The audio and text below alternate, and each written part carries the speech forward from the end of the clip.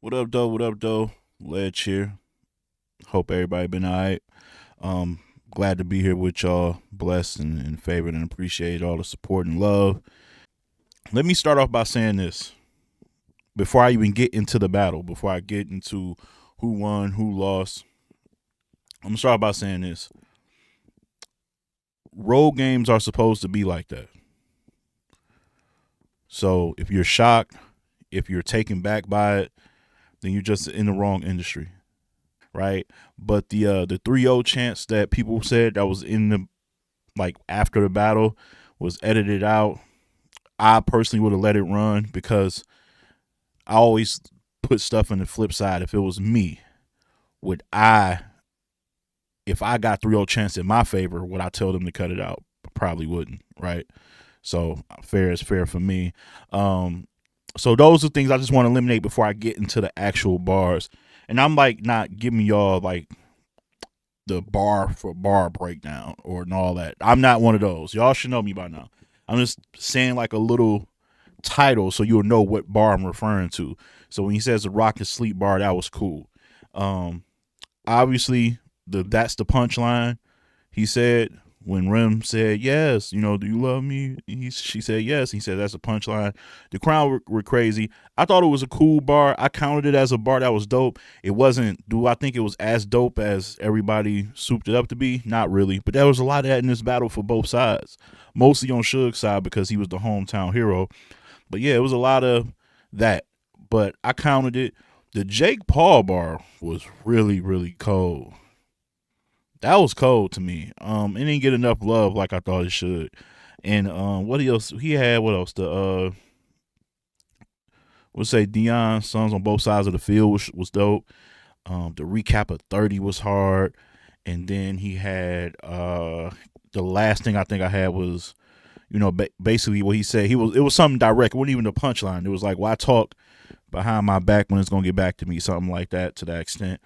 I thought that was a really good first round. And I know people got should clear him in that first round, but when I was watching the highlights and or not the highlights or the recaps and people on Twitter, they made me think that Easy's first round was garbage, and it wasn't. It was like I was like, okay, that's a pretty good first round. Then Suge came through, bombs away. The change your religion was dope. The community service was hard. That she was talking to me, like when he flipped her verse that everybody that be going viral on TikTok and all that. That was cold. I can't hold you. That was cold. 50, 21 questions, little scheme, little bar. That was fire. Leave your family for Chrome, chip off the old block. Then he told him, and this is, he said when this KO ain't, you get knocked out in the hood, ain't no rematch clause. That's fire. And here's another thing too. I should have prefaced with, y'all. If y'all don't know me by now, I don't care if this is theater to me. So I don't care if these angles are true or not. I'm not save that for the keep it real police. I ain't here. I'm here to be entertained by battle rappers who are characters in a play. Right? When you go to a play, does it bother you that it's not real? No. At the end, y'all, you clap because because the actors that was the heroes and the villains all hold hands at the end of the day, at the end of the show and take a bow, right? Isn't that what happens?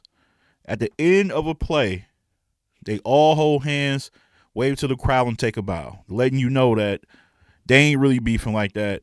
None of this stuff was true in this. This is just entertainment. So let me let y'all know that now. So if whether he got knocked out or didn't get knocked out, I don't care. The bar was dope. So shout out to Shook for that. I do got him winning the first round. Not nearly as clear as people may have had it for them. I didn't have it that clear. I think I counted. He probably had like 3 or 4 more bars that I like more than Easy's bars in the first. So, but he definitely won a round. Like it's not like a debatable round. It's not a debatable round. He won the round. Second round, Easy's best round, hands down. The Muslim angle, doing some counter writing. I think he prepared for the inevitable. So he did some counter writing, which was cool.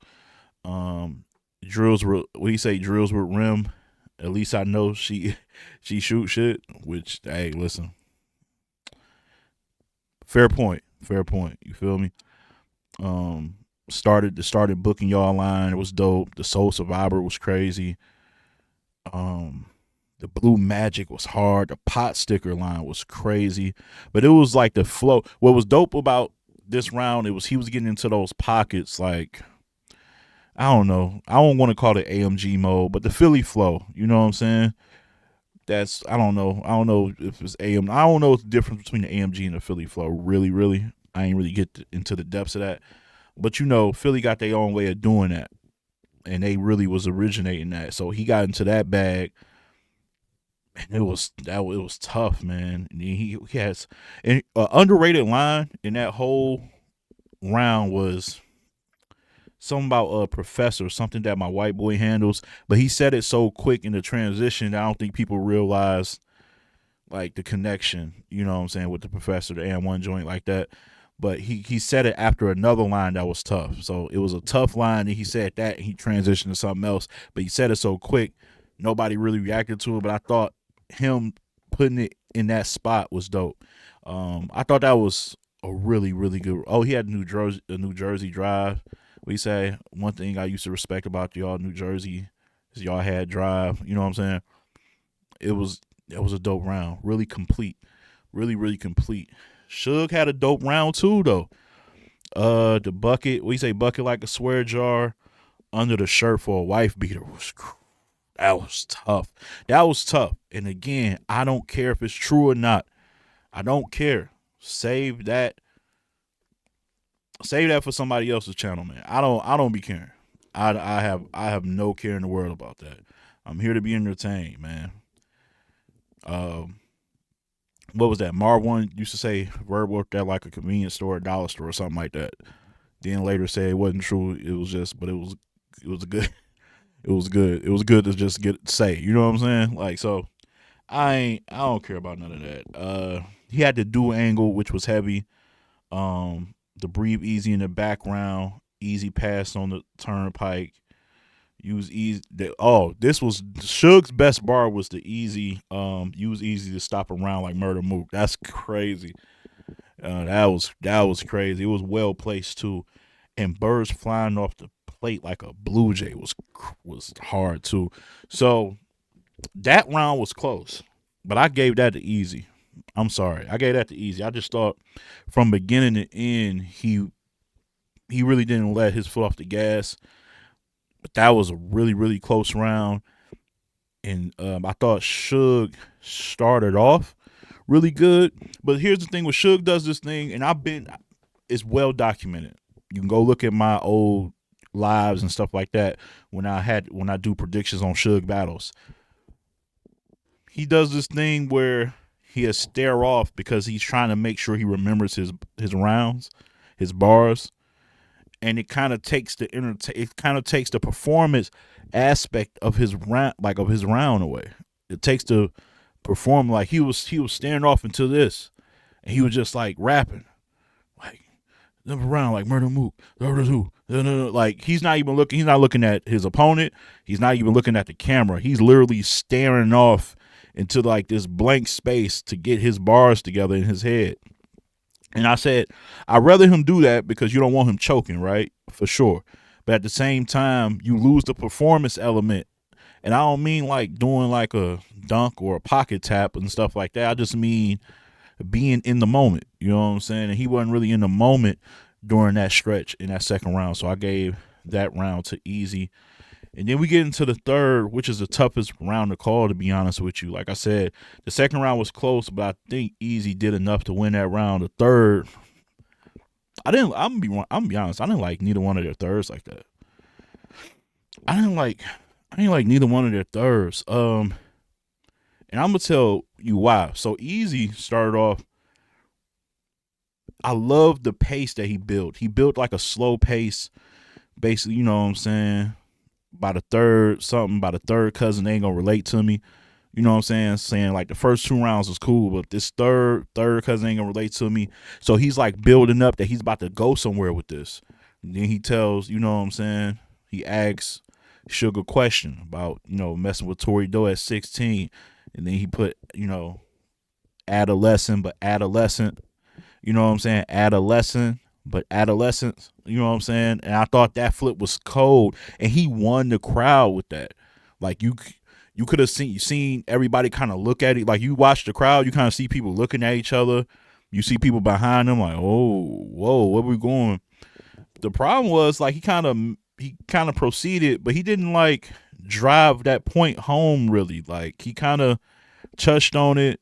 He said that bar, which was cold, and then he just kind of veered off and started back talking, his trap stuff like that, which is cool. But I felt like he could have really changed the perspective of the battle if he kind of zeroed in on that a little bit more. But he didn't, and I mean, maybe it's by his choice. This is his right, so it's whatever. But after that, he had some cool lines. He had to pass the bar. Bags under our eyes was cold. The Best Buy line was fire, and the romantic comedy. I think this when he got into his lesson in every bar and was saying stuff like doing like dramas, and he was doing genres of movies, and he was saying something about romantic comedy. Funny how they show love, and I thought that was pretty slick. And then he said, checking everybody's pockets but yours when he got into this angle about, business wise, Suge don't really make the smartest decisions. So I thought that was another good angle. So he was like bouncing off of different topics, and I thought that was cool. Suge Round was another one. Like I didn't really like it too much. He had a joke when he kept saying you lied. So he took that from the Kendrick Lamar beef on Meet the Grams when he kept saying you lied. You lied about your surgery. You lied about, you know what I'm saying? So he did that to Eazy about the situation about Remy, Papoose, and all that, and got into that. But he capped it off with something that was funny. When you said, "When you say Papoose smacked you so hard, you was even lying on the floor." Like it was like it's simple. It's like, but it was I don't know the way he delivered it was funny, and that's why I be saying, man, sometimes it's all in your delivery. Um, then he brought up the part where he said, your new girl got your old girl. She took her off and took her off the same card. Like your new girl booked your old girl and then took her off the same. You know what I'm saying? Obviously, talking about Zan and that situation that that I kind of got up to speed on. So that was cool. Lose two legs for a couple thousand. He in that parlay bag. That's that gambling talk, which is another thing that Eazy talked about in one of the previous rounds about him, being a Muslim but gambling and stuff like that. And Suge had the Space Jam 2 bar that was cold too. Um, all in all, man, I really don't like that round from either one, man. I really want to get that round to no one. I really want to get out of Mulligan. Like in the comments, count me, like give me bars that y'all thought was dope that I'm missing, because I really don't feel like I was missing anything. Like I ran it back. I watched the battle 2 times in a row before I did this recap. I just didn't like their thirds. Honestly, if I really had to choose, I might lean towards Eazy. I might. Am I? I think I might. I hate their round. I hate their thirds. Am I tripping? Should I do a watch with y'all? Should we all watch it together as a family? Cause I'm back. You know what I'm saying? Like we might have to watch this as a family. I don't know. I really I hate their thirds for whatever reason. And I'm not lying, but like Suge won the first clear. Eazy got the second kind of clear. Not as clear as Suge first. And then their thirds were it was just all over the place. Then Eazy and then Suge kind of reverted back to, talking to Rem again. And the biggest thing here, the biggest takeaway is I don't care that he talked about Rem pretty much the whole first round. I don't. I should have addressed that first. I don't care. If you make it entertaining, it's still at him, right? It's directed because they always say the hits sometimes a lot of times you want it strike if you want to really strike a chord with your op, you're gonna touch the person that they love. So same rules apply here. Like what you say to me might not fuck with me, but if you say something to somebody I got love for, I'm gonna feel it's gonna hit harder. I'm gonna feel that's when you got me. And that was his goal. His goal was to make Eazy feel away by attacking her. And you know, that's in the art of war, it's a fair game. But when it's run its course, it's run its course. And I feel like by the third, I feel like it ran its course for me personally. Like that's just personally. Once he hit her with all those bombs in the first, which he did, he hit her with bombs, right? But once we get to the third, I'm kind of over it. If to me, if you was gonna run it back, you should have just did it the first 2 rounds, and then third just had an all out bar fest round. But like you touched on it the whole round, first round, you know, second round you doing different stuff, you know, bringing up angles and stuff like that, and then third round you go back to it. I was kind of over it, me personally, and I'm very consistent in that. Put it like this: if Mike P had that round against Danny Myers in his second round, like he did, and then brought it back in his third round, I would feel away. The same way Bill Collector. Y'all remember when Bill Collector went against Hitman Holla? First round, you had to talk about it. It was the elephant in the room. You had to talk about it. But did you have to go back and bring it back all back up in the third? Like, did we have to hear about all that stuff again in the third? Nah. So I'm of the belief that once it's dead, it's dead. Once you do all you can do with it, leave it alone, let it be. I think I guess I can't believe I guess I got Eazy winning, but I don't even like his round like that. So this nigga just won by default. It's like you won by default, I guess. Man, I guess a win is a win. You know, I'm a sports fiend. I'm the biggest sports fiend in battle rap. Like none of y'all, but I'll be watching y'all talk sports too. Y'all don't know what y'all be talking about.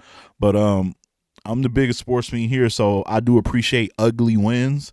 So this was like a win, but it was like an ugly win because that third wasn't really crazy to me. But that's my take. Like I said, I'm gonna try to do shows here and there, try to get back more into it. You know, Bar Wars has been successful, but it's probably running this course with me. You know, I got King where he needs to be, Shotty where he's headed. You know, JP is off at iBattle. You know, and we already know what we doing. So I appreciate y'all for the support and the patience. I already know because I went against the grain. I already know how this is gonna be in the comments. Y'all gonna tell me, but don't just tell me I'm bugging or whatever. Give me the bars that I missed. That was so crazy, and then we can have a discussion. All right. Until then, peace and love.